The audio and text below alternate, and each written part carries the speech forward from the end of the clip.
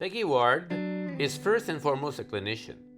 It is through 10 years of work with the Overcoming Barriers Family Camp program that she and others collected the data and conclusions she shares with us.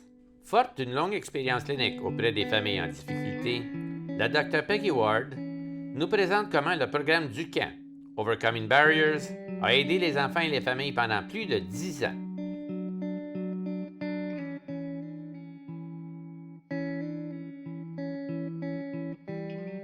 Affinity is really a preference for one parent, and it's based on age, it's based on gender. If the affinity that a child has is so one-sided, I think it's important for us to think about, because when we look at cases that come to the very bottom of the spectrum of alienation, we're going to want to know what the timeshare in the family looked like, and if the affinity was so strong, it may be a factor. Now let's talk about the abuse side, or what's called justified rejection. Some children are subject to abuse. They either witness intimate partner violence, they are physically abused, they are sexually abused, and so these are justified reasons why a child might not want to see a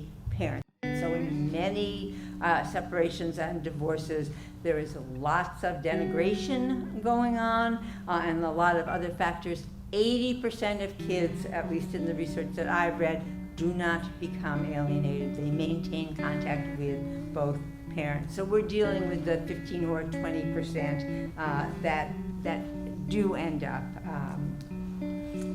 losing contact to some degree. Disparaging comments by parents are common. As the conflict increases, and as the time decreases with one parent, the parent who's being rejected, of course, the favorite parent has more time to disparage.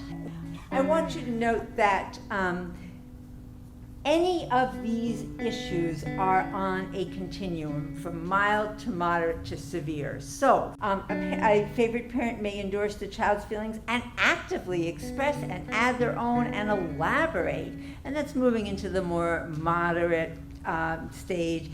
And then you get the extreme parental alienation behaviors that include really deliberate effort to hurt the rejected parent through all sorts of measures and to remove that parent from the child's life. That's their goal. Planting seeds of hope in these families is so important. I actually think it's generically important for everyone to help, either to help people see that there's hope, or to hold the hope for these people if they can't see it themselves. I don't think you can move forward without it. There are multiple difficulties facing families today.